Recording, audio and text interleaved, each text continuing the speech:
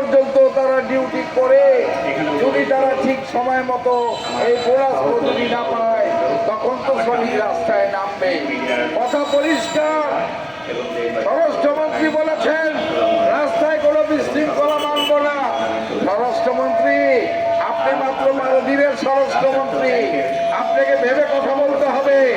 40 লক্ষ গার্মেন্টস শ্রমিক যদি কোনো কারখানায় যদি এই গাজীপুর, আশুলিয়া, সাভার, ময়মনসিংহ, নারায়ণগঞ্জ, চট্টগ্রামে যদি বেতন না পায়, যদি বোনাস না পায়, তারা কিন্তু রাস্তায় নামবে। আপনি পারলে ঠেকান। আমরা অতীতও দেখেছি ঠেকাতে যারা চেষ্টা করেছে তারাই নিশ্চিহ্ন হয়ে গেছে।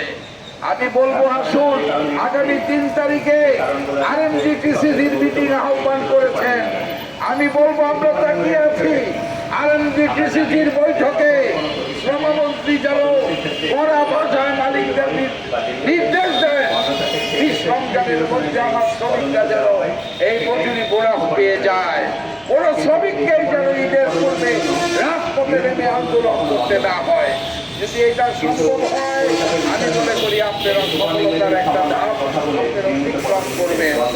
আর পাশাপাশি আরেকটি কথা বলতে চাই, বিগত অন্তর্বর্তীকালীন সরকার শ্রম আইনের কিছু সংশোধন করে গিয়েছে।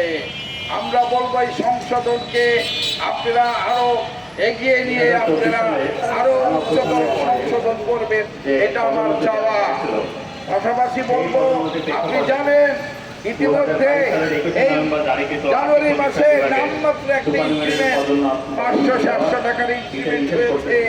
আমার শ্রমিকরা এখন এই শিল্পাঞ্চলে বাড়ি ভাড়া দিতে হিমশিম খাচ্ছে।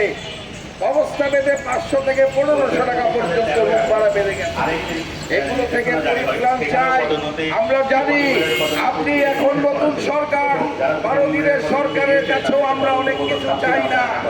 আমরা প্রত্যাশা করি অন্তত পক্ষে পবিত্র রমজানের এই চ্যালেঞ্জটাকে অতিক্রম করে আমরা তারপরে আপনার কাছে আমরা যাব, আপনার সাথে বসতে চাই।